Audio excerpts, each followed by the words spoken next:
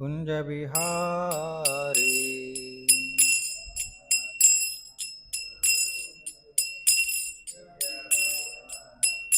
जय राधा माधव कुंज बिहारी।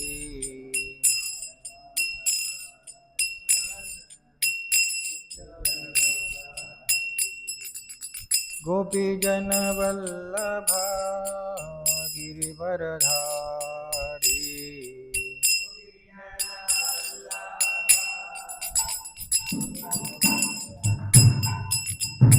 गोपी जन वल्लभ गिरिवरधारी।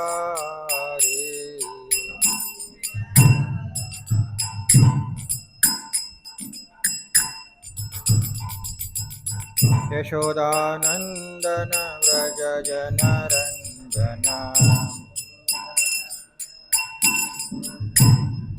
यशोदानंदन व्रज जनरंजन।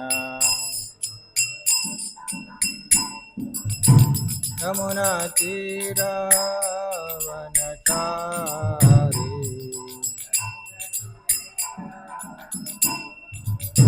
यमुना तीरावनचारी।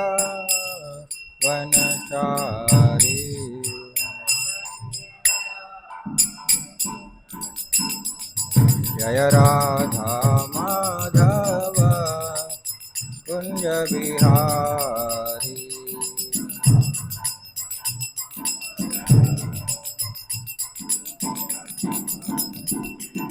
गोपी जन वल्लभ गिरिवरधारी।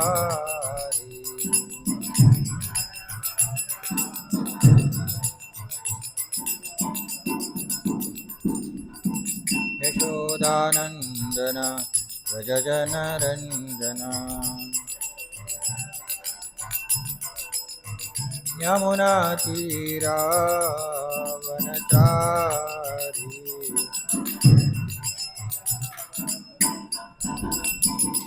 जय राधा माधव कुंज बिहारी।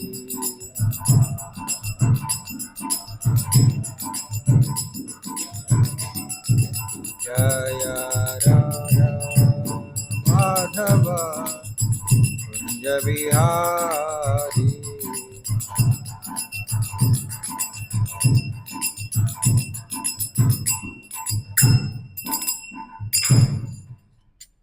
जय ओम विष्णुपाद परमहंस परिव्रजकाचार्य अष्टोत्तर शत श्री श्रीमद् अभयचरणारविंद भक्त वेदांत स्वामी श्रील प्रभुपाद की जाय।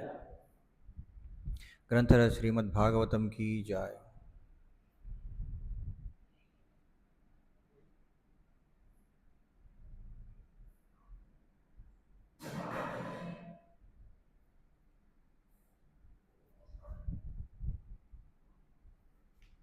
ओम नमो भगवते वासुदेवाय।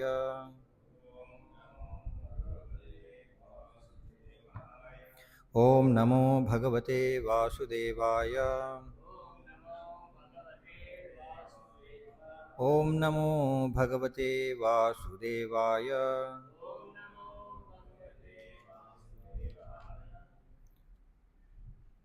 श्रीमद्भागवतं चतुर्दशकंदम चतुर्थाध्यायं सतीदेवी देहत्यागम श्लोकं संख्या 30। सह अयं दुर्मर्षहृदयः ब्रह्मदृक् च लोके अपकीर्तिं महतीं अवाप्स्यति यत् अंगजां स्वां पुरुषद्विट् उद्यतां न प्रत्यशेदत् मृतये अपराधतः।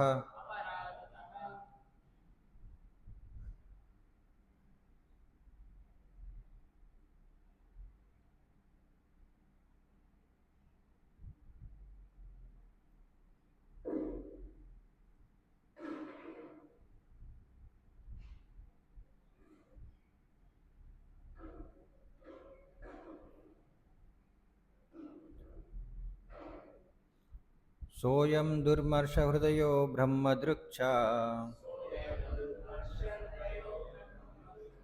सोऽयं दुर्मर्षहृदयो ब्रह्मदृक् लोकेऽपकीर्तिं महतीमवाप्स्यति लोकेऽपकीर्तिं महतीमवाप्स्यति यदङ्गजां स्वां पुरुषद्विडुद्यताम् यदङ्गजां स्वां पुरुषद्विडुद्यताम् न प्रत्यषेदन्मृतयोपराधतः न प्रत्यषेदन्मृतये पराधतः सोऽयं दुर्मर्षहृदयो ब्रह्मदृक् लोके लोकेऽपकीर्तिं महतीमवाप्स्यति यदङ्गजां स्वां पुरुषद्विडुद्यताम् न प्रत्यषेदन्मृतये पराधतः सोऽयं दुर्मर्षहृदयो ब्रह्मदृक् लोकेऽपकीर्तिं महतीमवाप्स्यति यदङ्गजां स्वां पुरुषद्विडुद्यताम् न प्रत्यषेदन्मृतये पराधतः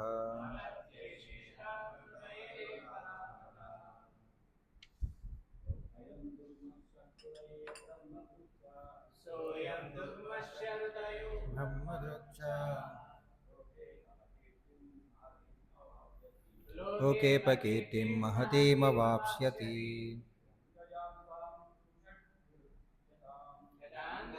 स्वां पुरुषद्विडुद्यताम्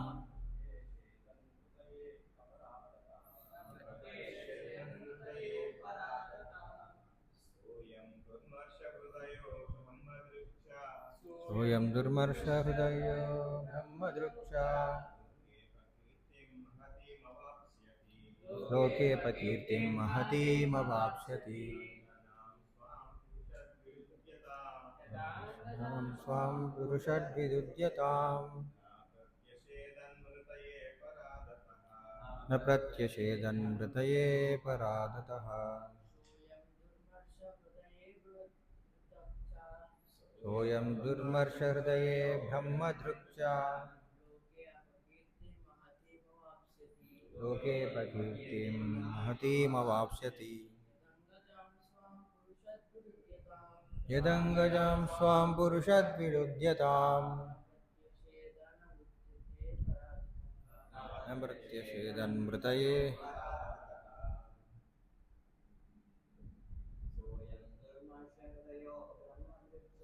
सोऽयं ब्रह्मर्षहृदयो ब्रह्मदृक् लोकेऽपकीर्तिं महतीमवाप्स्यति स्वां पुरुषद्विडुद्यताम्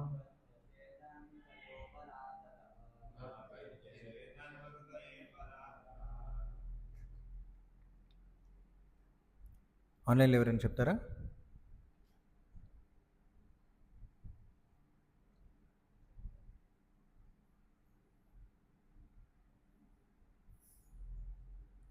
హరే కృష్ణ.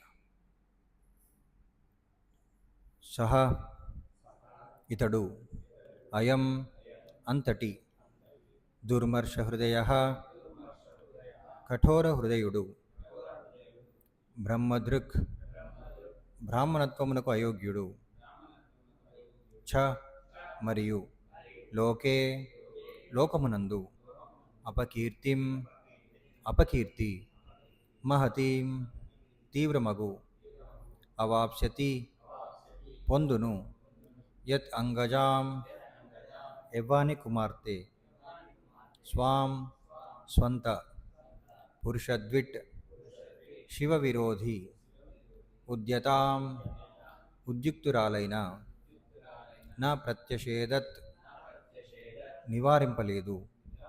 మృతయే మరణమునకు అపరాధతః తన అపరాధముల కారణమున. అనువాదం మరియు భాష్యం కృష్ణ కృపామూర్తి అభయచరణ అరవింద భక్తి వేదాంత స్వామి శ్రీల ప్రభుపాదుల వారిచే. ఈ దక్షుడు ఎంతటి కఠోర హృదయుడనగా బ్రాహ్మణత్వమునకు అయోగ్యుడై ఉన్నాడు. తన కుమార్తె ఎడ కావించిన అపరాధమునకు ఆమె మరణమును నివారింపనందుకు శివుని ఎడ గొప్ప ద్వేషమును కలిగి ఉన్నందుకు ఇతడు తీవ్ర అపకీర్తిని పొందగలడు. భాష్యం. దక్షుడు ఇచ్చట పరమ కఠోర హృదయునిగా వర్ణింపబడినాడు కనుక బ్రాహ్మణుడగుటకు అతడు అర్హుడు కాడు.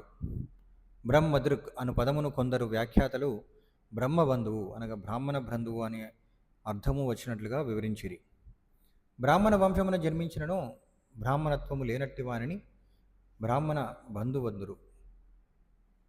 బాహ్యేంద్రియ నిగ్రహము మరియు మనోనిగ్రహము కలిగిన కారణమున బ్రాహ్మణులు సాధారణంగా మృదు హృదయులను ఓర్పు కలవారును అయ్యుందురు. కానీ దక్షుడు మాత్రము ఓర్పు లేనివాడై ఉండెను.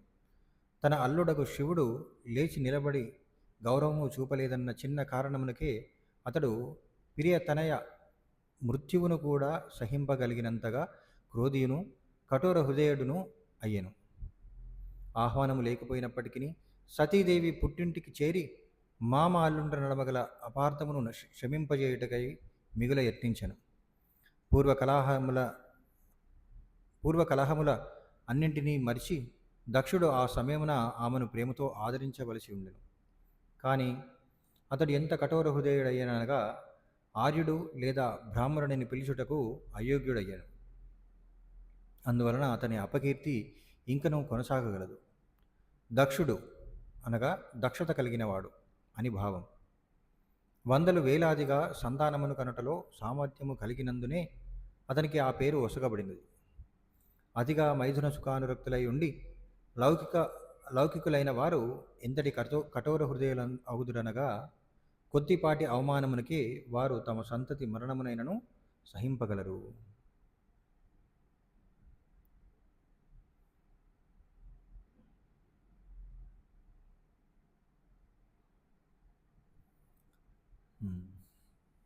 ఓం అజ్ఞానతిమిరాంధస్య జ్ఞానాంజనాశలాకాయ చక్షురున్మిళితమైన తస్మై శ్రీ గురువే నమః. నమో విష్ణుపాదాయ కృష్ణప్రేష్టాయ భూతలే శ్రీమతే భక్తి వికాస స్వామినితి నామని. నమో విష్ణుపాదాయ కృష్ణప్రేష్టాయ భూతలే శ్రీమతే భక్తి వేదాంత స్వామినితి నామని. నమస్తే సారస్వతి దేవే గౌరవాణి ప్రచారిణి నిర్విశేష శూన్యవాది పాశ్చాత్య దేశతారిణి. వందేహం శ్రీగురో శ్రీదపదగమనం శ్రీగురోన్ వైష్ణవాంశ్చ శ్రీరూపం సాగ్రజాతం సహగణ రఘునాథాన్వితం తం సజీవం సాద్వైతం సావధూతం పరిజనసహితం కృష్ణచైతన్యదేవం శ్రీరాధాకృష్ణపాదాన్ సహగణ లలిత శ్రీ విశాఖాన్వితాంశ. జయ శ్రీకృష్ణ చైతన్య ప్రభు నిత్యానంద శ్రీ అద్వైత గదాధర శ్రీవాసాది గౌరభక్తువృంద. హరే కృష్ణ కృష్ణ కృష్ణ హరే హరే, హరే రామ రామ రామ హరే హరే.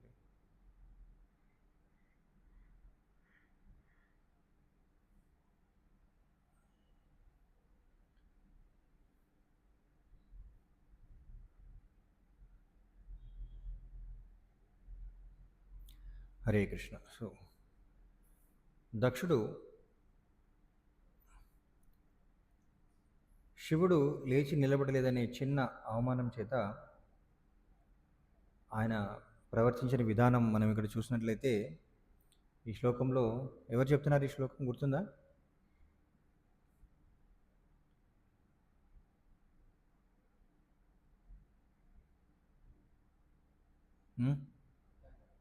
ఈ శ్లోకం ఎవరు చెప్తున్నది?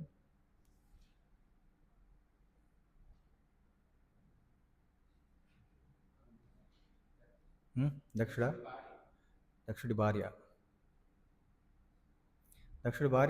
దక్షుడు ఎంత కఠిన హృదయుడు అని చెప్తుంది. అంతేనా?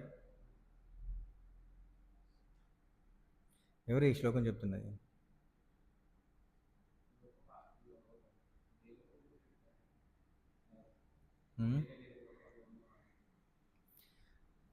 ఇతర లోకాల నుండి వచ్చిన వాళ్ళకి అంత ధైర్యం ఉంటే దక్షుడిని అంత కఠినంగా మనం అనగలిగే ధైర్యం ఉంటే వాళ్ళు ఎప్పుడో ఆపేవాళ్ళు కదా. ఆ? నారదుడు చెప్తున్నాడు. ఎవరికి చెప్తున్నాడు?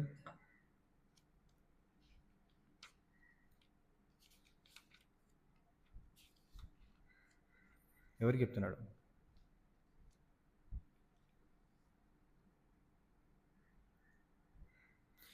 మైత్రేయుడు చెప్తున్నాడు.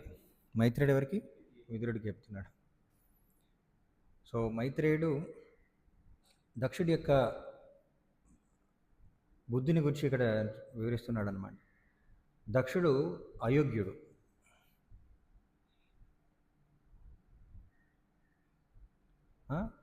దుర్మర్ష హృదయ అంటే కఠోర హృదయుడు. ఎందుకంటే చూడండి, ఇక్కడ శివుడి పైన ఉన్న కోపంతో, ద్వేషంతో తన సొంత కుమార్తె, తన ప్రియ కుమార్తె సతీ తను ప్రాణాలు విడుస్తుందని తెలిసినా సరే ఆపడానికి సిద్ధపడలేదు. ఎవరైనా అలా చేస్తారా?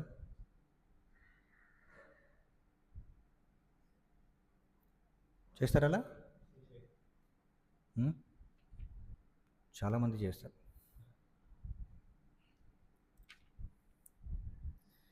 చూసినది భౌతికమైన ఆసక్తి ఎలా ఉంటుందంటే, భౌతిక ఆసక్తికి ముఖ్యంగా ఈ కలియుగంలో మనం చూసినట్లయితే ఎవరికైనా భౌతిక విషయాలపైన ఆసక్తి ఉందనుకోండి, వాళ్ళు మిగతా వేటిని లెక్క చేయరన్నమాట. ఒక వ్యక్తి ఒక విషయం పైన ఆసక్తి పెంచుకున్నట్లయితే మిగతా విషయాలని ఏమాత్రం కూడా లెక్క చేయరు. అదే ఈ బంధాల్లో కూడా, భౌతిక బంధాల్లో కూడా అది మనం చూడవచ్చు అన్నమాట. భౌతిక బంధాలు ఎలా ఉంటాయంటే, ఒకరిపైన ఆసక్తి ఇతరులు వారి పట్ల ఎలాంటి చెడు ప్రవర్తన చూపకపోయినా, లేకపోతే వాళ్ళతో ఎటువంటి వైరం లేకపోయినా సరే ఇతరులను ద్వేషించే విధంగా చేయగలరు. ఒకరిపైన ఆసక్తి ఇతరుల పట్ల ద్వేషం అవ్వచ్చు. ఆ ఇతరుల పట్ల వాళ్ళకి ఏదైనా ప్రత్యేకమైన ద్వేషం చూపించడానికి ఏదైనా ప్రత్యేకమైన కారణం ఉందంటే ఏమి ఉండకపోవచ్చు కూడా. అంతెందుకు మనం చూసినట్లయితే ఒక కుటుంబంలో భార్యాభర్తలకి మొదటి సంతానం కలిగిన తర్వాత వాళ్ళకి ఆ సంతానం పైన చాలా అమితమైన ప్రేమ చూపిస్తారు. ఆ పిల్లాడు ఆ ప్రేమను అందరినీ కూడా ఆస్వాదిస్తాడు.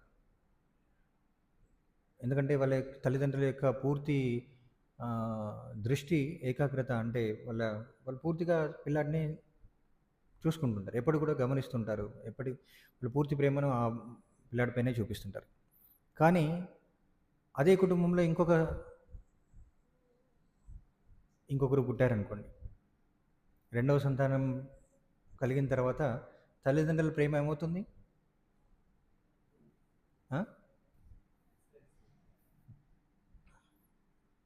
మొదటి పిల్లాడి పట్ల ప్రేమ తగ్గుతుందా? ప్రేమ తగ్గకపోవచ్చు, కానీ వాళ్ళు చూపించే అటెన్షన్ తగ్గచ్చు. తగ్గుతుందా లేదా? వాళ్ళు చూపించే దృష్టి అంటే పూర్తిగా రెండవ సంతానం పైన, అంటే సంతానం పైననే ఎక్కువగా ఉండొచ్చు. ఎందుకంటే చిన్న పిల్లవాడు, అప్పుడే పుట్టారు, వాళ్ళకి ఎక్కువ అటెన్షన్ అవసరం చిన్నపిల్లలకి. కానీ మొదటి వాళ్ళకి ఏమనిపిస్తుంది? తల్లిదండ్రులకు నా పైన ప్రేమ తగ్గింది అని అనిపిస్తుంది అన్నమాట. సో కానీ తల్లిదండ్రులు ఒకే విధంగా ప్రేమించవచ్చు, కొన్నిసార్లు ప్రేమ మారచ్చు కూడా. అలా ఒకరిపైన ఉన్న ప్రేమ అనేది మిగతా వాళ్ళ పట్ల మనకున్న సంబంధాన్ని మార్చే అవకాశం ఉంటుందన్నమాట. సాధారణంగా కూడా మనం అంటే తల్లిదండ్రులు పిల్లల మధ్య కాకుండా మనకి సాధారణంగా కూడా ఒకరితో ఏదైనా సంబంధం ఏర్పరచుకున్నామంటే వారితోనే కాకుండా వాళ్ళకి సంబంధం ఉన్న ప్రతిదానితో మనకు సంబంధం ఏర్పడుతుంది. ప్రభువుల వారు కూడా ఉదాహరణ ఇస్తారు. ఎప్పుడైతే ఒక యువతి వివాహం చేసుకోగానే భర్తతోనే కాకుండా భర్త యొక్క కుటుంబం అందరితో తనకు సంబంధం ఏర్పడుతుంది. అందరూ కూడా బంధువులు అవుతారు. అప్పటి వరకు వాళ్ళెవరూ తనకు తెలియదు, తెలిసినా సరే అంత ప్రేమాప్యాయతలు ఉండకపోవచ్చు. కానీ ఎప్పుడైతే భర్తను వివాహం అంటే తన ఒక వ్యక్తిని వివాహం చేసుకుందో యువతి, వెంటనే ఆ వ్యక్తికి సంబంధించిన ప్రతి ఒక్కరు కూడా వాళ్ళకి సంబంధికులు అవుతారనమాట యాక్చువల్లీ. సో అది సహజ గుణం ఈ భౌతిక ప్రపంచంలో. అలాగే మనం చూసినట్లయితే ద్వేషం కూడా అలానే ఉంటుందన్నమాట. ఒక వ్యక్తిని ద్వేషిస్తే వాళ్ళకు సంబంధించిన ప్రతిదాన్ని కూడా ద్వేషించడం మొదలు పెడతాం. వాళ్ళకి సంబంధించిన వాటితో మనకు ప్రత్యేకమైన వైరం ఏమి ఉండకపోవచ్చు. కానీ మనం అన్నింటినీ ద్వేషిస్తామన్నమాట యాక్చువల్లీ. కానీ ఇక్కడేంటంటే దక్షుడు శివుడిని ద్వేషిస్తున్నాడు. శివుడికి సంబంధించిందిగా అనుకుంటున్నాడు. నిజానికి సతీదేవి శివుడికి సంబంధించినదా?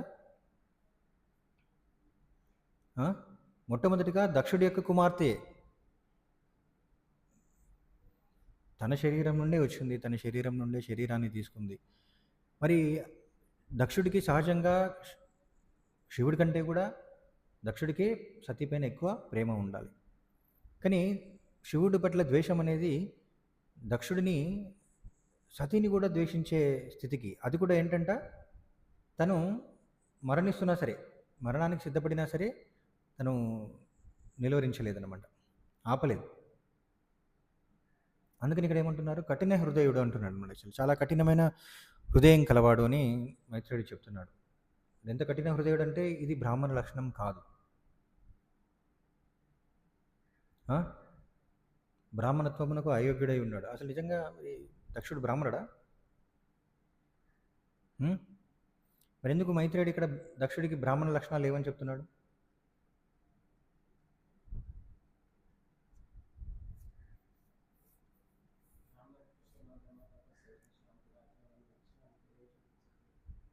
ఓకే, చూపించట్లేదు. అసలు బ్రాహ్మణత్వం ఎందుకు ఇక్కడ బ్రాహ్మణత్వంతో ఎందుకు పోల్చాల్సి వచ్చింది? ఒక బ్రాహ్మణుడు బ్రాహ్మణులాగా ప్రవర్తించకపోతే వీడు బ్రాహ్మణుడు కాదు అని చెప్పేసి అంటాం. దక్షుడు బ్రాహ్మణుడే కాదు కదా.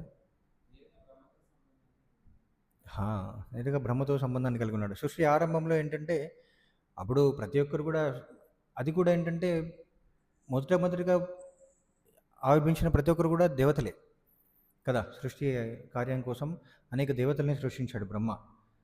మరి అందులో ఒకడు దక్షుడు. దక్షుడికి అంత ప్రముఖమైన స్థానం ఇవ్వబడింది, అంతే కదా. పూర్వజన్మలలో ఎంతో పుణ్యం చేసుకుంటే కానీ దక్షుడికి ఆ స్థానం దక్కలేదు. అంత సులభమా? ప్రజాపతి స్థానాన్ని పొందడం అంత సులభం కాదు. ఒక విధంగా చూసినట్లయితే అందరి దేవతలతో కలిసి ఆయన జన్మ తీసుకున్నాడు కాబట్టి ఆయన కూడా దేవతే. మరి దేవతలందరూ కూడా భగవంతుని యొక్క భక్తులే. భగవంతుని భక్తులు అంటే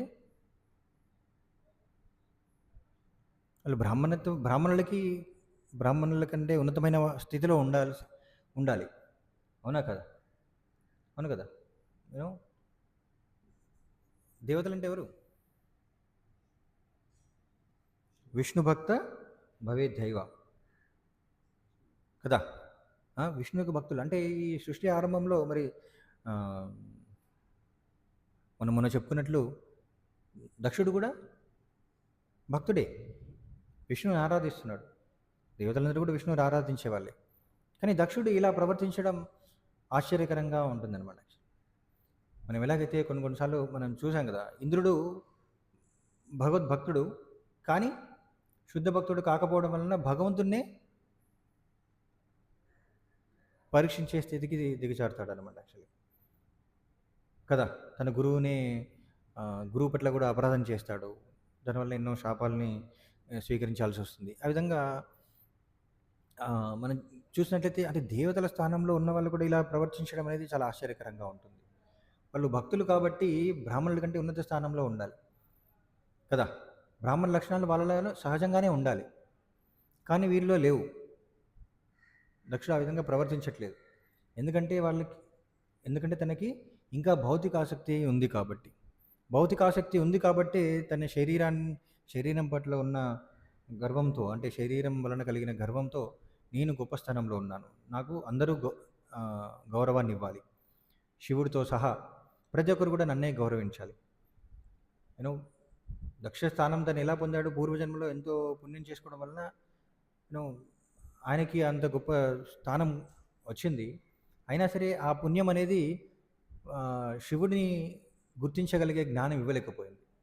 సాధారణంగా బ్రాహ్మణుడు అంటే సత్వగుణంలో ఉన్నవాళ్ళు. సత్వగుణం అనేది సత్వం సంజాయతే జ్ఞానం. సత్వగుణం అనేది జ్ఞానాన్ని ఇవ్వాలి కదా. సత్వగుణంలో ఉన్న వాళ్ళకి జ్ఞానం అనేది పెరుగుతుంటుంది. సహజంగానే వాళ్ళకి ఎంతో ఈ భౌతిక ప్రకృతి పట్ల, ఈ భౌతిక విషయాల పట్ల జ్ఞానం అనేది పెరుగుతుంటుంది. కానీ ఆ జ్ఞానం శివుడి యొక్క గొప్ప గొప్ప స్థానాన్ని గుర్తించడానికి ఉపయోగపడలేకపోయింది. ఎందుకు?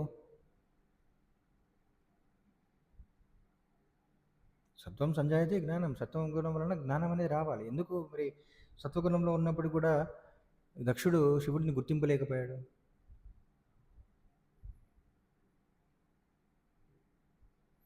అంటే ఆయనకు సత్వగుణం వలన కలిగిన జ్ఞానం అనేది సరిపోదన్నమాట. భక్తుల్ని గుర్తించడానికి సరిపోదు. అందుకనే కృష్ణుడు భగవద్గీతలో ఏమంటున్నాడు అర్జునుడితో, త్రైగుణ్య విషయవేద నిస్త్రైగుణ్యో భవార్జున నిర్ద్వంద్వో నిత్య సత్వస్థో. ఈ త్రిగుణాలకు అతీతంగా వెళ్ళాలి. త్రిగుణాలలో ఉన్నంతకాలం ఈ సత్వగుణం అనేది కూడా భౌతికమైనదే. సత్వగుణం అనేది ఉన్నత స్థాయికి వెళ్ళడానికి అదొక మంచి స్థానం, కానీ అనుకూలమైన స్థానం. కానీ సత్వగుణం మాత్రం సరిపోదు. సత్వగుణం ఉంటే సరిపోదు అనమాట. దాన్ని అధిగమించాలి, శుద్ధ సత్వానికి వెళ్ళాలన్నమాట యాక్చువల్లీ. అందుకనే వైష్ణవులు చేసే కార్యాలు అంత సులభంగా అర్థం కావు. వైష్ణవేర క్రియాముద్ర విఘ్నాయ నాభుజాయ. వైష్ణవులు చేసే క్రియాముద్ర, వాళ్ళు చేసే కార్యక్రమాలు అనేవి అర్థం చేసుకోవడం అంత సులభం కాదు. ఎవరికి? సత్వగుణంలో ఉన్న వాళ్ళకి కూడా అంత సులభం కాదంట. అందుకని మనం వైష్ణవులతో ప్రవర్తించే సమయంలో చాలా జాగ్రత్తగా ఉండాలన్నమాట. భక్తి మార్గం అనేది ఈ చాలా ఏమంటారు, walking on the edge of blade. క్షురస్య ధార. క్షురస్య ధార అంటే చాలా అర్థమవుతుంది కదా, చాలా సున్నితమైందన్నమాట, చురుకైనటువంటిది. అది ఏమాత్రం అటు ఇటైనా సరే మనం భక్తి మార్గం నుండి పతనమయ్యే అవకాశం ఉంటుంది. కాబట్టి వైష్ణవులతో మనం ప్రవర్తించే సమయంలో చాలా చాలా జాగ్రత్తగా ఉండాలి, వైష్ణవ అపరాధం జరగకుండా. ఎందుకంటే మనం చూడండి, బాహ్యానికి చూసినట్లయితే దక్షుడు చాలా అంటే ప్రజాపతి స్థానంలో ఉన్నాడు. ఆయన చేసే వ్యవహారాలు ఏం చేస్తున్నాడు? దేవతలందరినీ ఆహ్వానించాడు, దేవతలందరినీ పూజిస్తున్నాడు, యజ్ఞాలు చేస్తున్నాడు. ఆయన చేసే కార్యక్రమాలు సత్వగుణంలో ఉన్నట్లున్నాయి. అదే సమయంలో శివుడు ఎలా ఉన్నాడు? బాహ్యంగా చూసినట్లయితే ఆయన శ్మశానంలో ఉంటాడు. బాహ్యంగా అంతా కూడా బూడిద రాసుకొని ఏమాత్రం కూడా సత్వగుణ లక్షణాలు గోచరించవు ఆయనలో. బయటికి గోచరించవు, బాహ్యంగా గోచరించవు కదా, తమగుణంలో ఉన్నట్లుంటాడు. కానీ ఇక్కడ మనకి ఎలా ఉంది? చివరిగా దాని ఫలితం మనం గమనించినట్లయితే, ఇప్పుడు ఈ సన్నివేశం యొక్క చివరి ఫలితాన్ని మనం గమనించినట్లయితే అక్కడ వ్యతిరేకంగా జరిగింది. శివుడేమో సత్వగుణానికి అతీతంగా గొప్ప స్థానంలో ఉన్నాడు కదా, శుద్ధ సత్వంలో ఉన్నాడు, వసుదేవ సత్వంలో ఉన్నాడు. దక్షుడు తమగుణంలో ఉన్నాడు. ఇక్కడేమంటున్నారు? అహంకారం, అంతే కఠోర హృదయం అనేది అది తమోగుణ వ్యక్తుల యొక్క లక్షణం అన్నమాట. సో కఠోర హృదయాలు ఎందుకు అయ్యారంటే భౌతిక ఆసక్తి వలన. చివరిగా ప్రభువుల వారి భాషలో రాశారు, అధిక మైథున సుఖానక్తులై ఉండి లౌకికులైన వారు ఎంతటి కఠోర హృదయులు అగుదురనగా కొద్దిపాటి అవమానంకే వారు తమ సంతతి మరణమునైనను సహింపగలరు.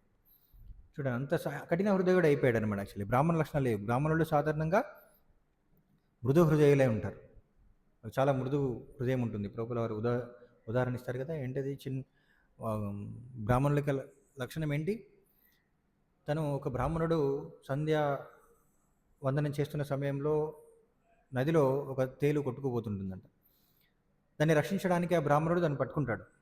అది వెంటనే దాని తోకతో కాటు వేస్తుంది. ఆ నొప్పిని భరించలేక సాధారణంగా అంటే ఆహ్, మానసికంగానే కాకుండా శారీరకంగా కూడా చాలా మృదు హృదయులన్నమాట వాళ్ళు బ్రాహ్మణులు. కాబట్టి ఆ నొప్పిని భరించలేక వెంటనే ఆ తేలుని కింద విడిచేస్తాడు. అది మళ్ళీ నీళ్ళలో పడి కొట్టుకుపోతుంటుంది. మళ్ళీ పట్టుకుంటాడు. అది మళ్ళీ కాటు వేస్తుంది. అప్పుడు మళ్ళీ నొప్పికి మళ్ళీ విడిచిపెడతాడు. మళ్ళీ అది నీళ్ళలో పడి కొట్టుకుపోతుంటే మళ్ళీ తీస్తాడనమాట.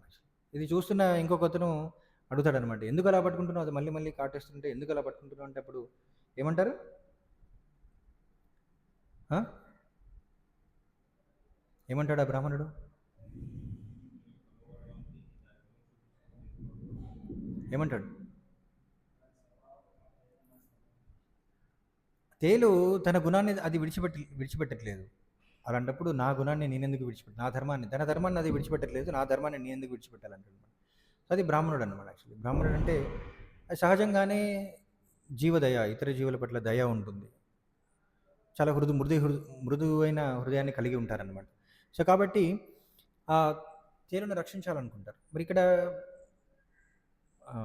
దక్షుడు చాలా కఠిన హృదయుడు. ఎంత కఠిన హృదయుడు అంటే చాలా చాలా ప్రియమైన తన కూతురు కూడా మరణిస్తుంటే ఆయన చూస్తున్నాడే తప్ప దాన్ని ఆపలేదనమాట.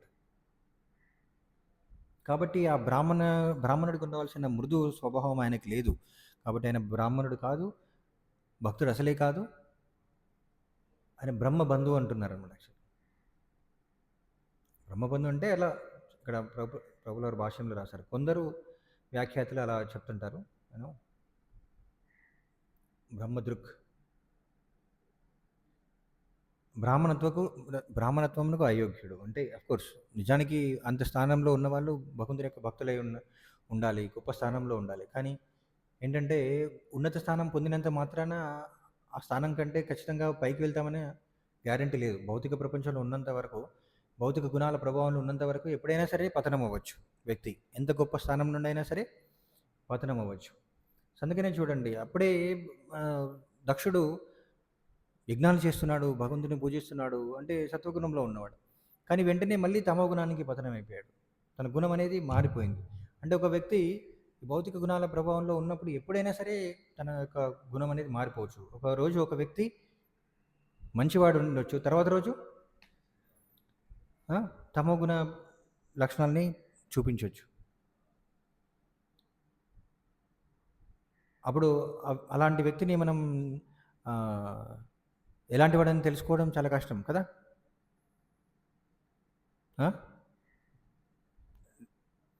ఏమంటారు, జడ్జి చేయడం చాలా కష్టం. ఈ వ్యక్తి సత్వగుణంలో ఉన్నాడా తమో గుణంలో ఉన్నాడని నిర్ణయించడం చాలా కష్టం అన్నమాట. ఎందుకంటే పరిస్థితులను బట్టి, తన భౌతిక ఆసక్తులను బట్టి, ఆ వ్యక్తికి ఉన్న భౌతిక ఆసక్తులను బట్టి వ్యక్తి యొక్క ప్రవర్తన మారుతుంటుంది. అప్పుడే సత్వగుణంలో ఉన్న వ్యక్తి తమో గుణానికి కూడా దిగజారే అవకాశం ఉంటుందన్నమాట. కాబట్టి కృష్ణుడు ఏమంటున్నాడు? వీలైనంత త్వరగా సత్వగుణానికి వెళ్ళాలి. గుణాలకు అతీతంగా వెళ్ళాలి.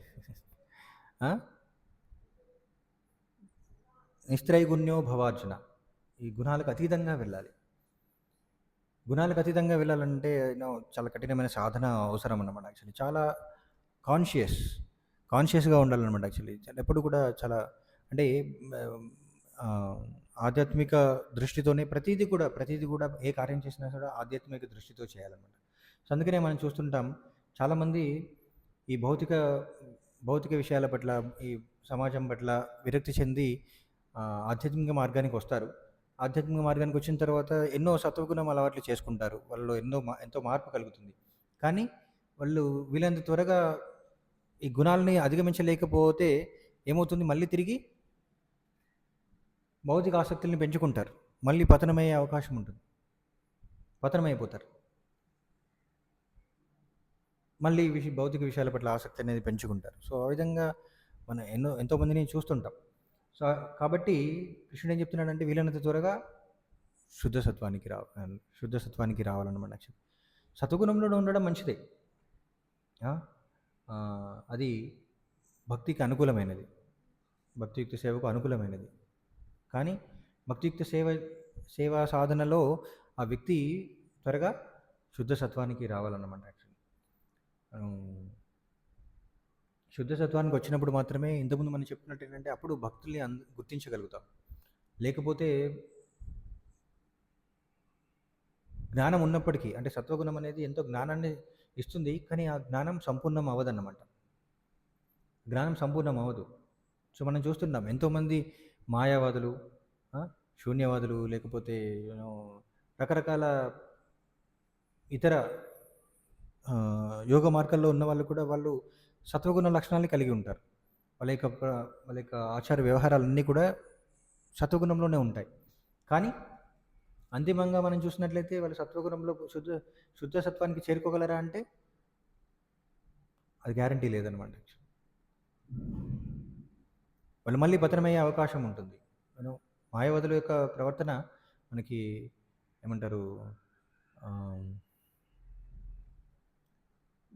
బ్రహ్మచర్య ఇన్ కృష్ణ కాన్షియస్నెస్, కృష్ణ చైతన్యంలో బ్రహ్మచర్యం అనే పుస్తకంలో చివరిలో అనుకుంటా, నేను చివరిలో కాదు, నేను ఈ మాయావాద సన్యాసులు వాళ్ళ యొక్క ప్రవర్తన, వాళ్ళ యొక్క అలవాట్లు, ఆచారాలన్నీ కూడా చాలా గొప్పగా ఉంటాయి. కొన్నిసార్లు భక్తుల కంటే కూడా కఠినమైన నియమాలు పాటిస్తుంటారు.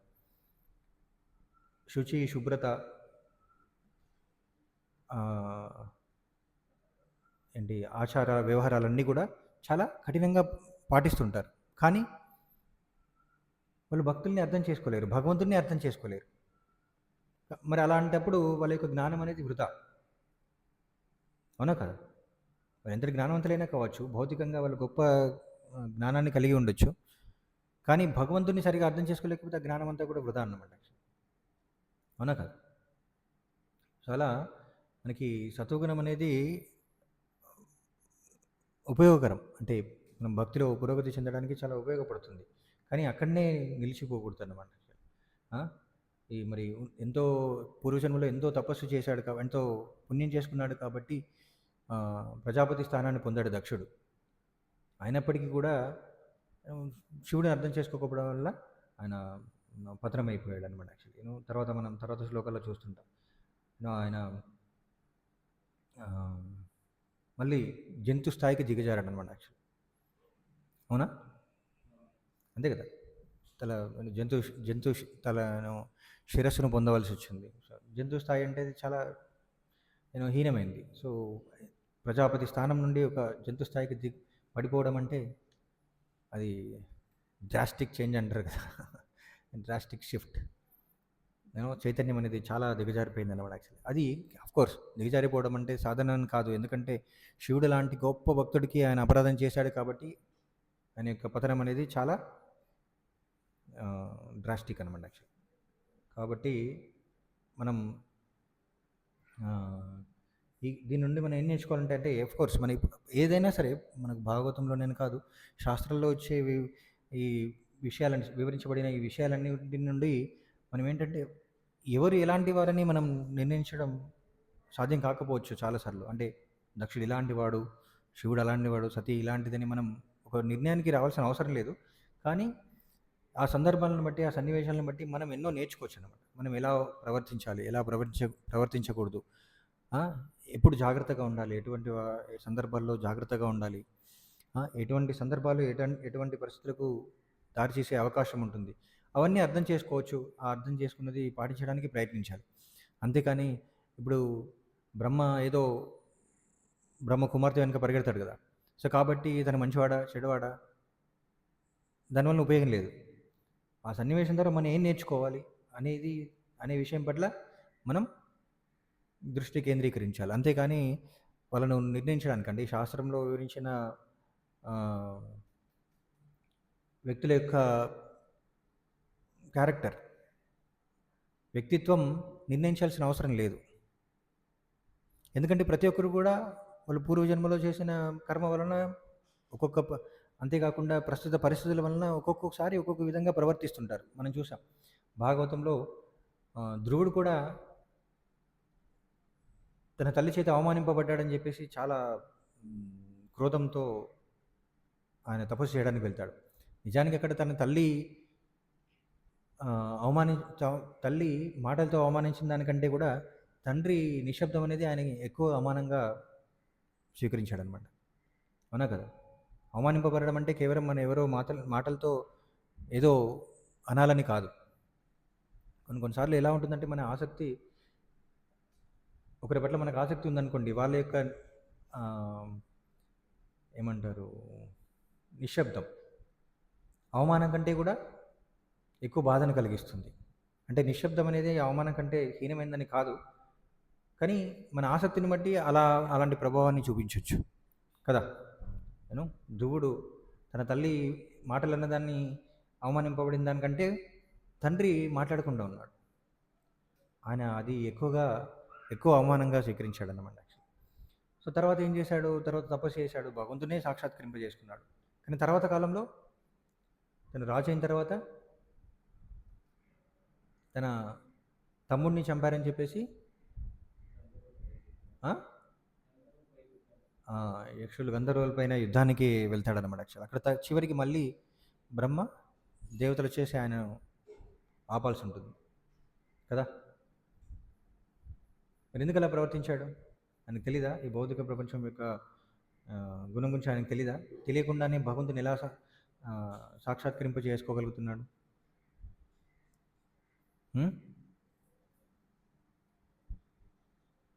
భగవంతుని దర్శించాడు కదా. సో అది భౌతిక ప్రపంచం అనమాట. ఈ భౌతిక ప్రపంచంలో ఉన్నంతకాలం గుణాల ప్రభావం నుంచి బయటపడడం అంత సులభమేం కాదు. పరిస్థితులు ఆ విధంగా దారితీస్తుంటాయి. ఇంకొక విషయం ఏంటంటే, అఫ్కోర్స్ అక్కడ భగవంతుని యొక్క ప్రణాళికను కూడా చెప్పచ్చు, అలా జరిగింది అంటే భక్తుడి విషయంలో అలా జరిగింది కాబట్టి. సో కానీ ఈ భౌతిక ప్రకృతి యొక్క గుణాలు కూడా అండ్ పరిస్థితులు కూడా ఒక వ్యక్తిని, అంటే ఎలాంటి వ్యక్తినైనా సరే ఇలా రకరకాలుగా అంటే అనేక విధాలుగా ప్రవర్తించే విధంగా చేయొచ్చు భౌతిక పరిస్థితులు, అంటే భౌతిక గుణాలు.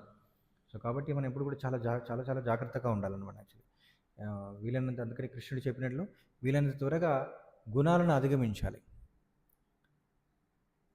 శుద్ధ సత్వానికి వెళ్ళాలన్నమాట. యాక్చువల్లీ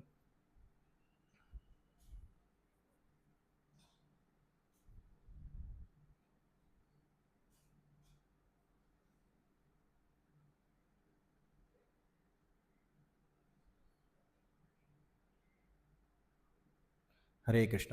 ఏమైనా ప్రశ్నలు?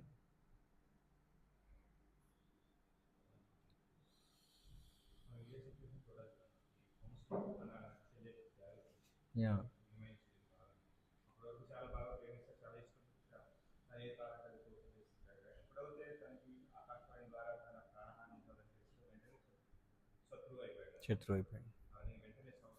శత్రువు అయిపోయి స్వయంగా ఇప్పుడు ఎలాగైతే దక్షుడు సతీ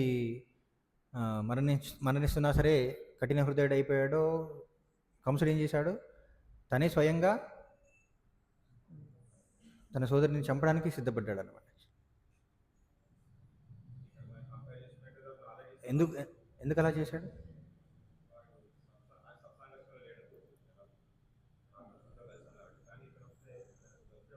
ఆసక్తి. ఒక విషయం ఏంటంటే భౌతిక ఆసక్తి అన్నమాట. భౌతిక అసలు అంటే ఇంకా భౌతిక విషయాల పట్ల ఆసక్తి. సాధారణంగా ఎవరికైతే భక్తులు ఉంటారో వాళ్ళు ఏమనుకుంటారు? నేను శరీరం కాదు, శరీరం ఉంటే ఏంటి లేకపోతే ఏంటి, ఇప్పుడు నా ధర్మం ఏంటి అని ఆలోచిస్తారు. నేను మరణించే పరిస్థితి వచ్చిందా, ఎందుకు ఇలాంటి పరిస్థితి వచ్చింది, దానికి కారణం ఏంటి, ఇప్పుడు నేను చేయవలసిన ధర్మం ఏంటి అని ఆలోచిస్తారు భక్తులు, ఆధ్యాత్మిక జ్ఞానం ఉన్నవాళ్ళు. అది లేదు కాబట్టి భౌతిక ఆసక్తి, అంటే భౌతిక విషయాల పట్ల ఆసక్తి ఉంది కాబట్టి, ఇంకా తన శరీరంతో గుర్తుంచుకున్నాడు కాబట్టి అలా ప్రవర్తించాడు అనమాట. ఏం చెప్తున్నారు?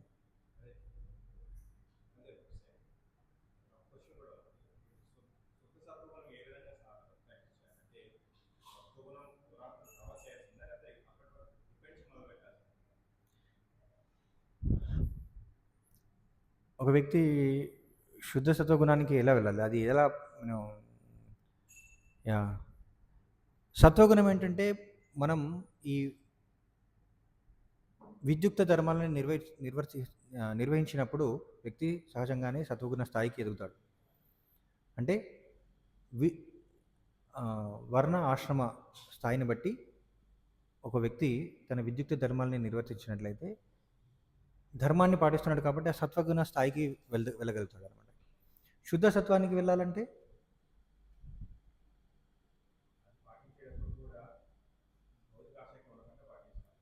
శుద్ధ సత్వానికి వెళ్ళడానికి ఏంటంటే భగవంతుని యొక్క సేవ చేసినట్లయితే, ప్రతిదీ కూడా భగవంతుని యొక్క సేవ చేసినట్లయితే ఆ ఆ సాధన తను చేసే కార్యాలు భగవంతునికి అర్పించిన భగవంతునికి అర్పించాలనే భావంతో తన ధర్మాన్ని నిర్వర్తించినట్లయితే వ్యక్తిని ఆ కార్యాలు శుద్ధ సత్వానికి తీసుకెళ్తాయి అన్నమాట. యాక్చువల్లీ కేవలం ధర్మాచరణ వృత్తితో అంటే ధర్మాచరణ పాటించాలనే భావంతో తన తన యొక్క ధర్మాన్ని తన యొక్క కర్మను నిర్వర్తించినట్లయితే వ్యక్తి సత్వగుణానికి వెళ్తాడు. ఇది నా ధర్మం, నేను ఇది చేయాలి, చేస్తాను. ఎంత కష్టం వచ్చినా నష్టం వచ్చినా ఎలాంటి పరిస్థితులను చేస్తారు. కానీ అదే ధర్మాన్ని ఆచరించే వ్యక్తి భగవంతుని సేవ కోసం తన ధర్మాన్ని విడిచిపెట్టాల్సి వస్తే విడిచిపెట్టాడు అనమాట. అది సత్వగుణంలోనే ఉన్నట్లు. కానీ భగవంతుని సేవ కోసం తన ధర్మమైన విడిచిపెట్టడానికి సిద్ధపడే వాళ్ళు భక్తులు అన్నమాట. అది శుద్ధ సత్వం అన్నమాట. అది ఎలా సాధన చేయాలంటే భగవంతుని ప్రతి క్షణం కూడా భగవంతుని సేవ చేయడానికి సిద్ధపడాలి, ఎటువంటి పరిస్థితుల్లోనైనా సరే. సత్వగుణంలో ఉన్న వాళ్ళు వాళ్ళు చేసే కార్యక్రమాలు ఎలా ఉంటాయంటే వాళ్ళ ఆయుష్ని పెంచే విధంగా, వాళ్ళ జ్ఞానాన్ని పెంచే విధంగా, వాళ్ళ పుణ్యకర్మను పెంచే విధంగా ఉంటాయి. కానీ అవి భక్తికి ఉపయోగపడతాయి, కానీ అవే భక్తికి కారకాలు కాకపోవచ్చు. కానీ భక్తి సాధన చేసే వ్యక్తి ఏంటంటే ధర్మాన్ని పాటిస్తారు, కానీ పూర్తిగా దానిపైన ఆధారపడరు అనమాట. యాక్చువల్లీ అంటే భగవంతుని సేవ ముఖ్యం అన్నమాట. ధర్మం కంటే కూడా భగవంతుని సేవ ముఖ్యం అన్నమాట. భగవంతుడి యొక్క అంటే వాళ్ళ యొక్క అంతిమ లక్ష్యం భగవంతుని చేరుకోవడం. ఏదైనా కావచ్చు, భౌతిక ప్రపంచంలో దాని వాళ్ళు చేసే కార్యాల యొక్క ఫలితం అనేది ఏదైనా కావచ్చు. అది మంచిగా అంటే భౌతికంగా అది మంచి కావచ్చు, చెడు కావచ్చు, ధర్మం కావచ్చు, అధర్మం కావచ్చు. కానీ వాళ్ళ యొక్క లక్ష్యం భగవంతుని సంతృప్తిపరచడం.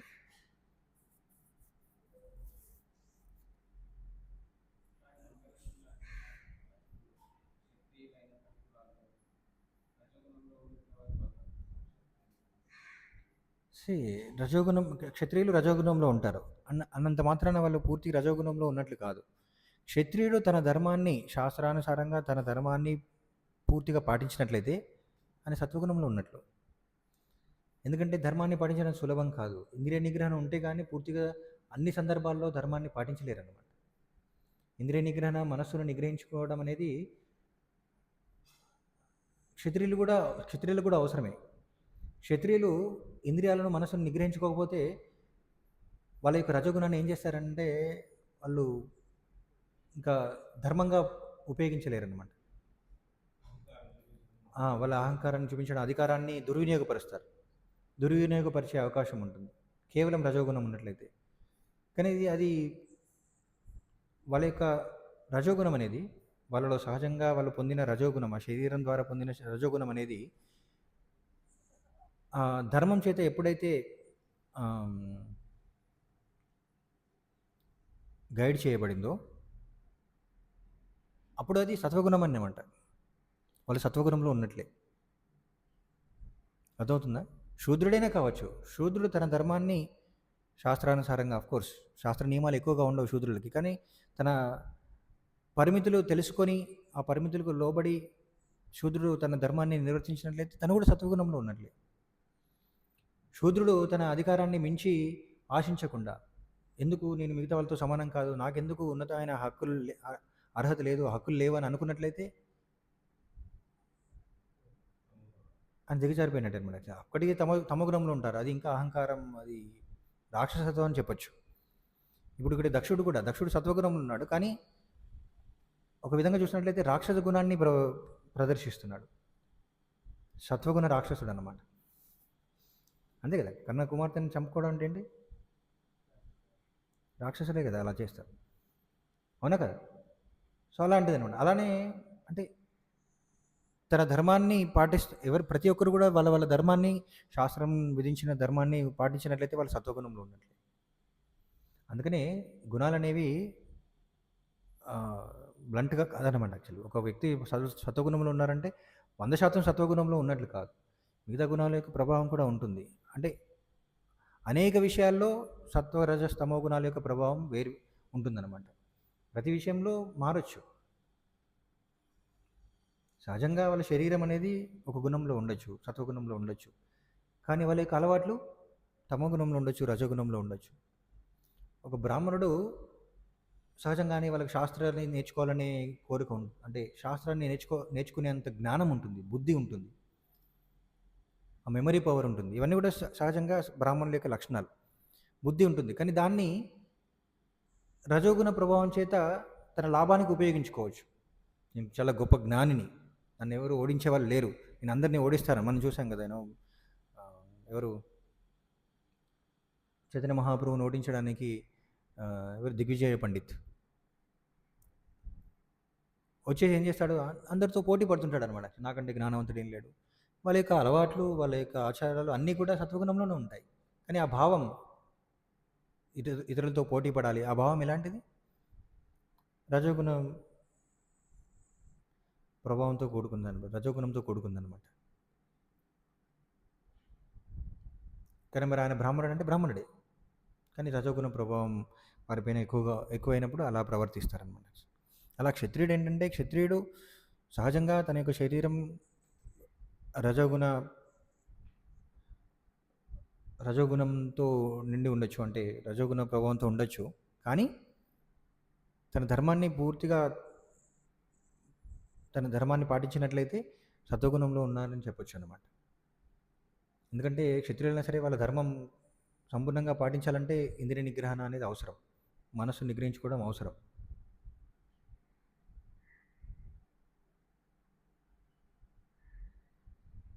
అంతే కదా, క్షత్రియులను ఇష్టం వచ్చినట్లుగా చంపడానికి లేదన్నమాట. యుద్ధ ధర్మం ఏంటి?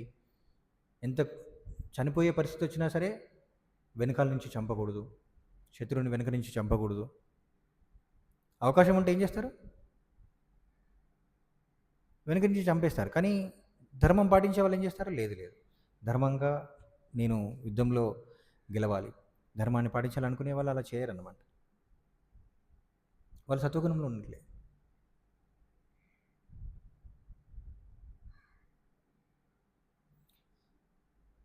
హరే కృష్ణ. అర్థమవుతుందా? కొంచెం కన్ఫ్యూజింగ్గా ఉంటుంది.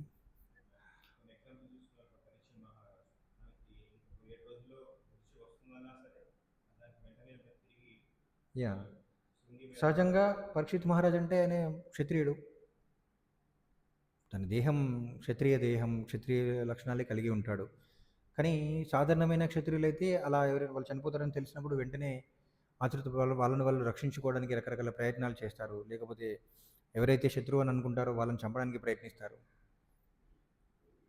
ధర్మాన్ని మీరడానికి ప్రయత్నిస్తారనమాట. అలా చేయకుండా ఉండేవాళ్ళు అఫ్కోర్స్ పరీక్షిత్ మహారాజ్ యాక్చువల్లీ శుద్ధ సత్వంలో ఉన్నాడు, పూర్తిగా భగవంతుని చైతన్యంలో ఉన్నాడు. కాబట్టి తను కేవలం తన విధిని స్వీకరించడమే కాకుండా నా ధర్మం ఏంటి అని ఇప్పుడు నా ధర్మం ఏంటి, భగవంతుని ఎలా చేరుకోవడానికి ఆలోచించాలన్నమాట.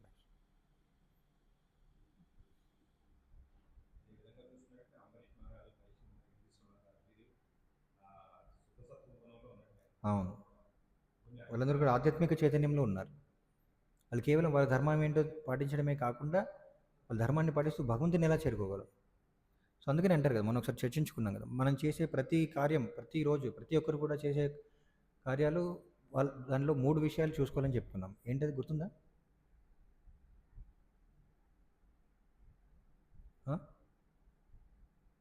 ఒకటి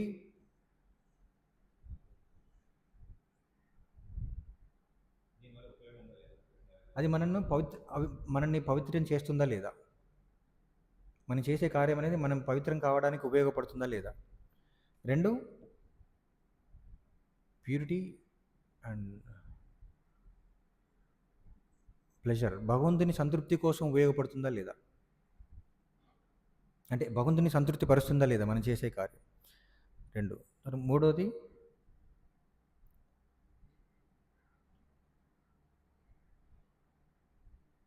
ఏం చెప్పుకున్నాం?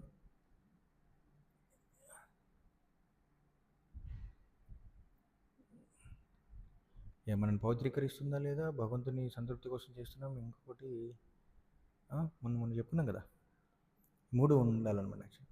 సో వాళ్ళు ఏంటంటే వాళ్ళు కేవలం వాళ్ళ ధర్మాన్ని పాటించడమే కాకుండా, ఇంతకుముందు మీరు చెప్పిన రాజులందరూ కూడా వాళ్ళ ధర్మాన్ని పాటించడం కోసమే కాకుండా భగవంతుని చేరుకోవడానికి ఉపయోగపడుతుందా లేదా, భగవంతుని సంతృప్తి పరుస్తుందా లేదా అని కూడా ఆలోచిస్తారనమాట.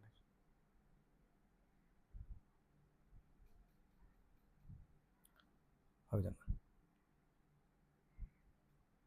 హరే కృష్ణ. గ్రంథరాజ్ శ్రీమద్భాగవతం కీ జాయ్. Srila Prabhupad key Joy. వాంఛాకల్పతరుభ్యశ్చ కృపా సింధుభ్యో చ పతితానాం పావనేభ్యో వైష్ణవేభ్యో నమో నమః.